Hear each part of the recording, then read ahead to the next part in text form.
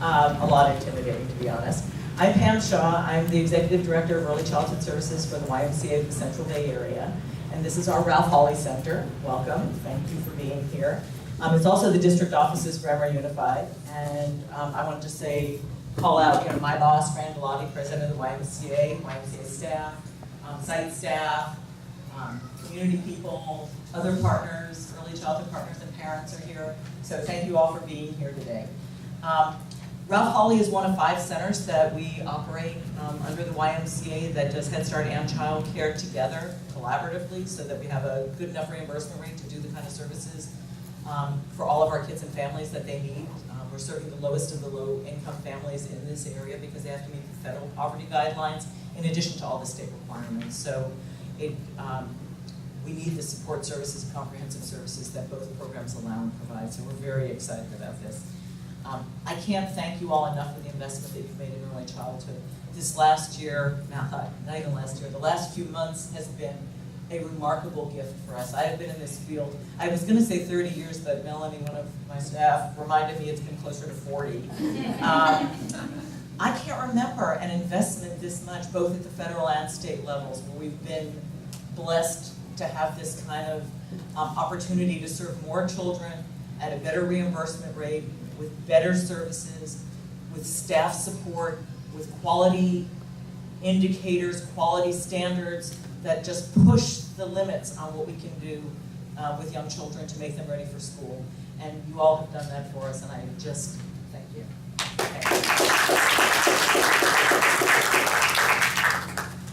We have been really fortunate to be the recipients of 102 state preschool slots that will, this site will get about 20 of those slots, but everybody else will be getting slots all over the place for the first time in the 12 years that I've been with the Y that we are actually funded to do what we need to be doing, which is fabulous. And as of this month, all of our centers will be participating in the quality rating and improvement system as well. So this is the center that started it. If we were a pilot last year, we scored 4s out of 5s, which is the highest in the county, so we're very excited about that. And getting better even that way, so we're looking to get 5s this coming year. So I thank you for being here, and it is my privilege to introduce Tom Torlickson. He is a former teacher, and in my past, I've crossed with him as a Board of Supervisors member in Contra Costa County many years ago. He is a team leader and champion, and has won numerous championships for his cross-country teams when he was a high school teacher, I understand, and is an avid runner himself, as his physique attests to. He fought for getting us this money, and I just can't thank you enough for working with the legislature and getting us what we need, pushing local control and working to make this happen. And I'm just honored that you're here and able to be our little center, so this is great. Well, thank you, Pam, and it is exciting to be here, delightful to be here, and thanks to you for your stellar leadership, your vision, hard work from your heart, work with your skills, and just say thank you. And it's a team effort. It's truly here today to celebrate a milestone of the results of working together. And that comes from a tremendous partnership, leaders here who are incredible champions for early learning. And we know what a huge difference it makes. So we'll start with the small numbers, but as we move on and we hear from our President Pro Tem, and we hear from Assemblymember Skinner, we'll talk more about what it means on a statewide basis and what it means for the long-term future of our kids by investing. And so the legislature did an historic investment, as you just heard from Pam, in early learning, in preschool, in quality childcare. It is just phenomenal for this site, for the Hawley Center here. $177,000 more, which translates going from 60 current slots to 80, a 30% increase. So again, this is a great sign of progress. We know there's a lot of work to do, and we know why we want to do it. And I'll just reflect, as I do anytime I have a chance to talk about early learning. I think most of us can think back to our kids or our grandkids, what a difference it makes. We know what a difference it makes for the students who come in and out of here, the toddlers and preschoolers that come in and out of this center and your other centers. So I think about my 2 grandsons, Anthony, who's now 4 years old, and Mateo, who's 1 year old, 12 months. And they're constantly exploring. They're exploring the world, having fun exploring the world. They're constantly curious, they're endlessly inquisitive, and they're yearning for learning. They're just thirsty and they're absorbing it. But they need that kind of environment that stimulates them, gives them a chance to connect their full inner potential. And thank goodness my daughter and my son-in-law, they're the kind of parents who are helping provide that rich learning environment every step of the way. And that's what we want for all kids. That's what we want for all parents to experience their kids having success in a setting like this. And so, again, it's with delight to say welcome to the whole team here. As a coach for many years, I spell out the word team. How do you spell it? T-E-A-M. What's it stand for? Together, everyone accomplishes more. And truly, the team that's assembled here today and will continue to work to implement the hope and the opportunity of these grants is a stellar team. And I want to again thank you, Pam, for your leadership. Dr. John Rubio, our principal, who is here, we'll hear from him a little bit later. The idea that you were working together in one piece of property, one set of buildings, but the kids are the same, from the same families, the same neighborhoods. Our great leader, Nancy Skinner, who has worked in this community in many dimensions, including getting AB 1080 that's allowing for the Joint Use Project here that will provide economic opportunity and revenues for our community. Thank you for your leadership on early learning. Miguel DeWin is here, a school board member in the Emory District. Thank you for your leadership and diligence. And then, of course, there's the super champion, our good friend, my good friend, truly a champion of early education, Daryl Steinberg. And we'll hear more from you in a few minutes, Daryl. We had a hard time, and tough budget decisions were made, so we lost about 100,000 slots. This is the sign of hope of recovering and providing funding to restore those slots and go further, because we're coupling funding slots with improvement in quality, in the delivery, into making sure that it's not Flintstone and Barney, it's really the talented staff that you have in these school settings that will prepare our youth so when they reach kindergarten, they're going to be ready to go. They're not going to be behind by only having half the vocabulary or half the experiences that other kids have from different backgrounds. So again, this is a reversal of that sort of bleak history. We know that investing and working together, and these two legislative champions, again, Assemblymember Skinner and President Pro Tem Daryl Steinberg, work with the governor, work with the governor, work with the governor, work with the governor, and kept a drumbeat going and got really sort of total unity in your respective caucuses in the Assembly and the Senate to say this is a key, critically important investment for the future. And so it has been a team effort, and the governor stepped up in a huge way, and I'll let our next two speakers from the legislature talk a little bit about the steps that lie ahead, but it's a down payment. What you're seeing here is part of the longer term commitment that I'll let the President Pro Tem talk about. And finally, much research has been done. We know intuitively how well it goes to have kids in a stimulating environment in preschool. But a Nobel Prize winning economist, James Heckman, confirmed it in other ways in his research. He said providing high quality early education to children is key to their success. Every dollar that we invest in early learning is $7 of avoided cost later, of remedial work, of potentially even the horrors of dropout, dropping into gangs and drugs. These students, these additional 30% students, extra 20 students here and the others across the state, will have a much grander opportunity to realize their full potential. With that, I want to say again, that there is a super champion who believes, as I do, as Nancy does, as all of you do, we need to reach and teach the whole child. A champion of that with boundless determination, incredible optimism, and ferocious tenacity. My good friend, a champion for early learning, President Pro Tem of the Senate, Daryl Steinberg.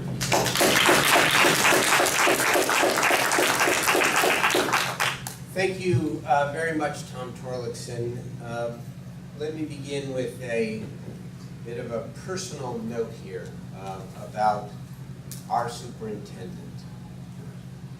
If anybody believes that California is not on the way up when it comes to public education, look at what Tom Torlakson, the legislature, and the governor have led the last couple years.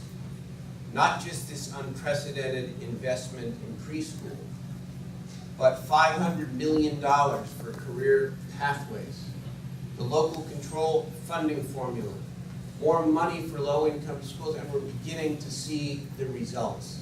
You are doing an outstanding job as superintendent. It's a privilege to partner with you. And to Nancy Skinner, who I will introduce here in a moment, we have a bicameral legislature. And it took the leadership in the Senate, mostly focused on the concept of universal preschool, and it took the leadership of the Assembly focused on that, but also focused on the issues of childcare. And together, we created this unprecedented package. And so thank you, Nancy, and thank you to you. I'm thrilled to be here at this joint use facility. I mean, this is really the vision, and this is what it's about. And I thank the Emory Unified School District, and I thank the YMCA, and it's good to be here at the Ralph Hawley Center. Let me break it down a little bit. Here's what we got, and here's why we are so excited about it. And recognize that in the world of politics and government, what you do is you take big steps at a time. And then after you take several of those big steps, you look back and see that you took a big leap. So we put out a vision this year which said universal preschool for all 4-year-olds. And what did we get? We got a statutory commitment and the beginning of funding for universal preschool, full-day preschool for children with at least one working parent for every low-income 4-year-old in California. How do we do it? We begin this year with 11,500 slots.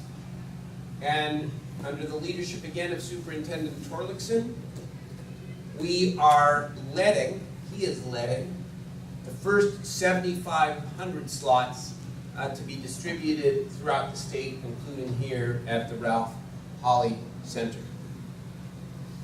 The commitment from the governor and from the legislature is to add another 30,000 plus slots over the next couple of years.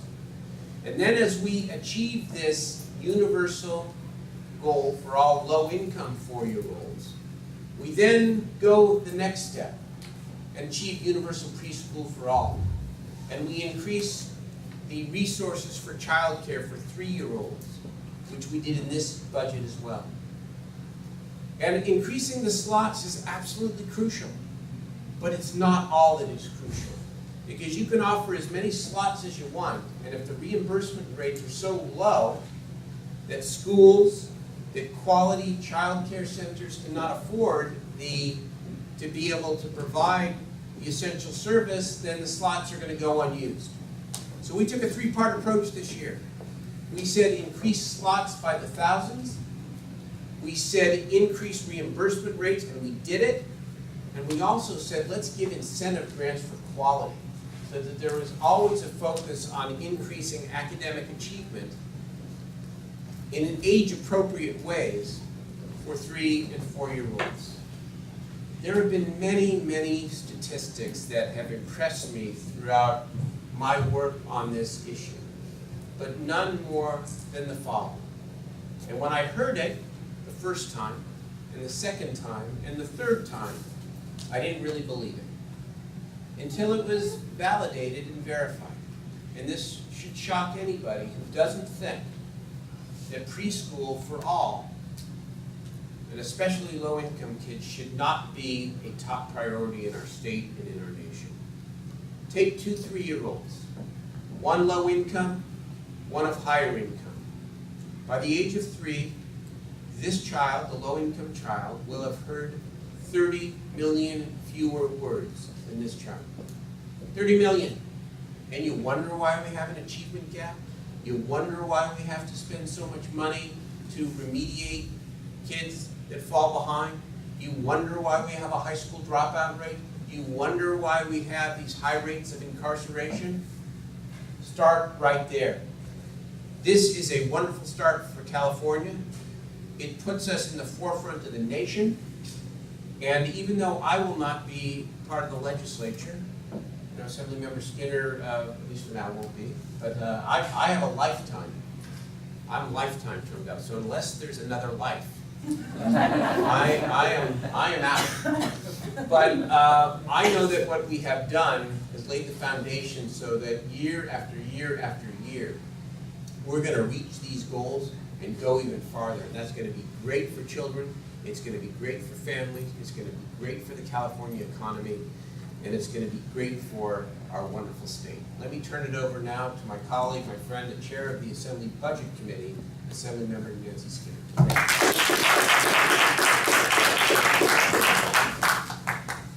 Thank you very much, Senate Pro Tem Steinberg, and also our State Superintendent, Tom Torlakson. And yes, the state is going to very sadly miss the leadership of our Pro Tem, Senator Steinberg, because he really did take the lead in bringing about this historic investment, the largest investment in over a decade for California's 0 for 4 children. Now, fortunately, we do not have to lose the leadership of our State Superintendent, Tom Torlakson. We can return him to his job, and we can continue this great work. I had the privilege of being the chair of the Budget Committee, and that was incredible this year when we had some money. Now, did we have enough money to do everything we wanted? No. But what happened this year, and you've heard a little bit about it, is that first, our Senate Pro Tem, he stated, we need universal preschool for our kids, for 4-year-olds. Then, I'm also in the Women's Caucus. Then we in the Women's Caucus and the Assembly Budget Committee, we said, you know, that's a very good idea, but let's look at what resources we have. And so we set our sights on how we could address as many of our 0 to 4 children in this year as possible, knowing the constraints that we were going to be put under just due to budgetary. And so we looked at what is the way to enhance 4-year-olds and get as many as possible in a full day. Because as you know, if you're a working family, and I was a single working mother, having access to only 3 hours a day was very difficult for me. I didn't have a way for anybody to pick up my daughter and take her then to the next place. So I was always looking for that full-time care. And I couldn't always afford the quality full-time care.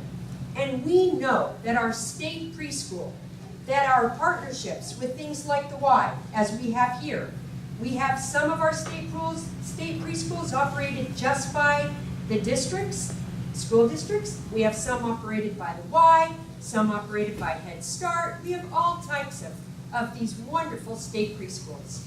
But what we do with them is we offer full day quality care. And that's what our working mothers and fathers need for their children.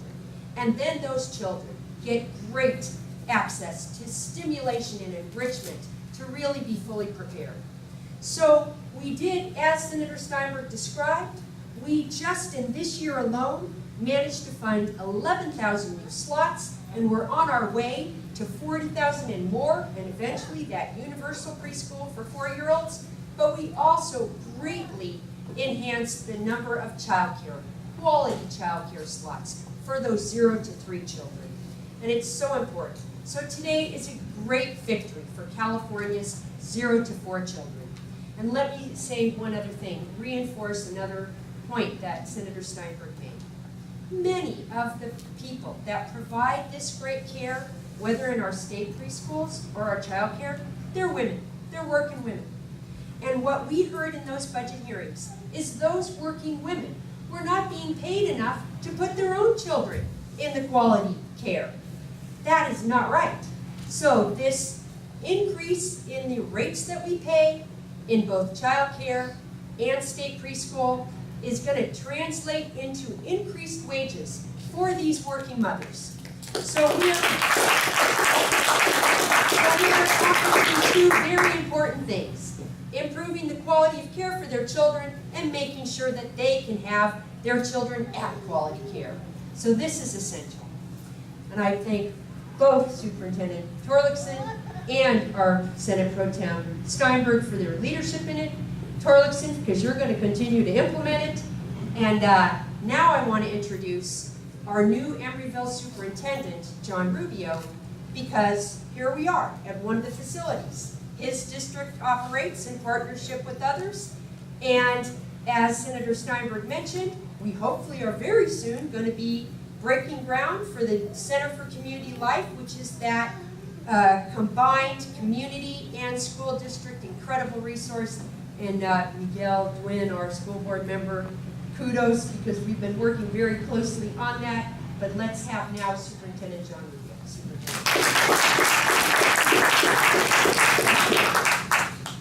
This is the first time in our 12-year history of our program, and our 12-year partnership between our school district and the YMCA, that we will have a fully funded program and a program that can expand.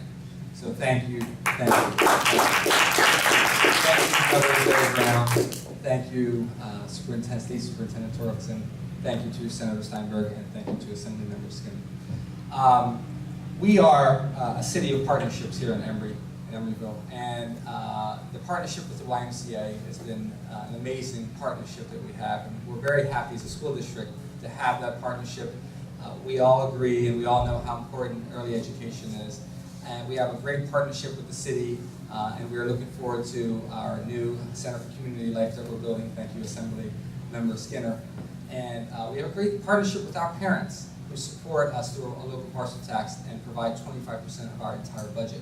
So this is a place of partnerships. I appreciate all of you being here today so we can celebrate our partnership, and again, the first time that we have our program fully funded. So it's a great day for us in Emory Unified School District. It's a great day for our young children and for our parents. So thank you very much for being here. Thank you for coming, and we're looking forward to moving forward, and what a great step in the right direction. Thank you.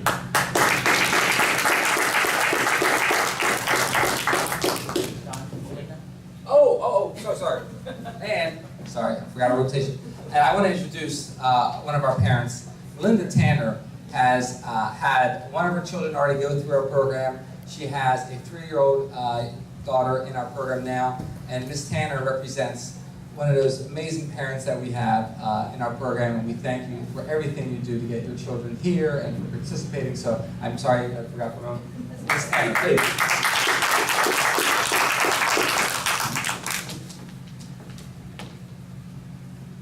Good afternoon. As introduced, I am Melinda Tanner. My daughter, Michaela, she went to the preschool program at 3, and my daughter, Malia, she attends the preschool program currently.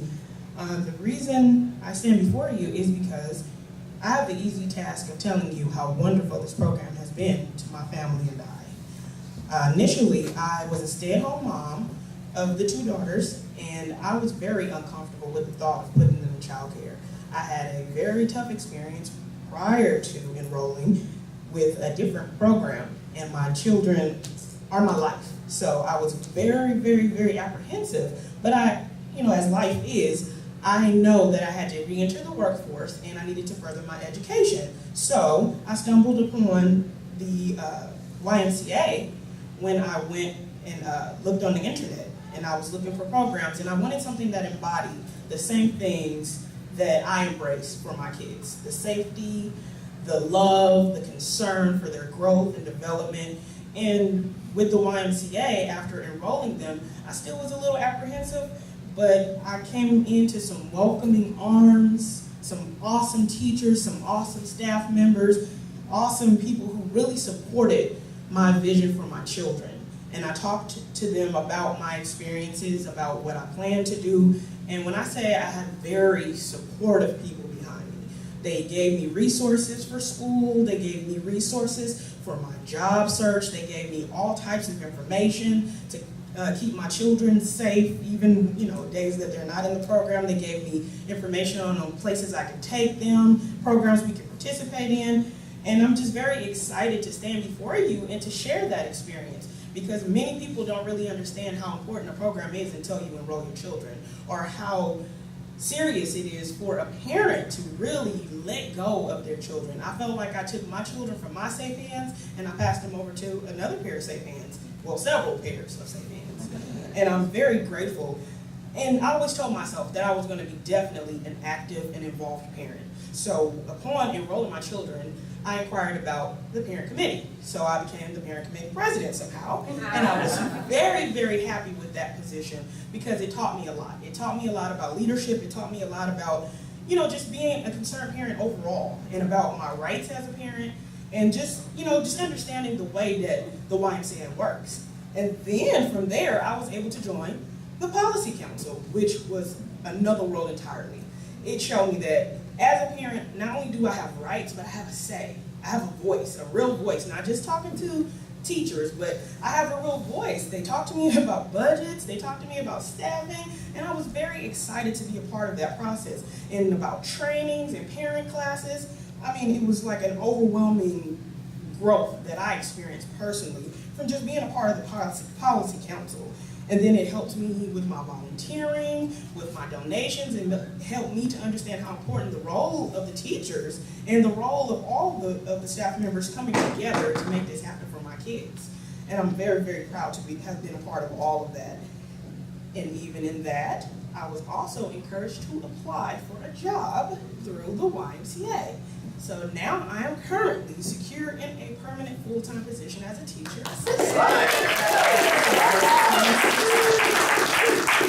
So in closing, as you can see, I'm very, very proud of my affiliation with the YMCA. It changed the whole world for me. It changed the whole world for my children. I don't think I would have made it as far as I am today with my full-time position, still seeking, to better myself as a person, still furthering my education, and I'm very proud. Thank you all so very much.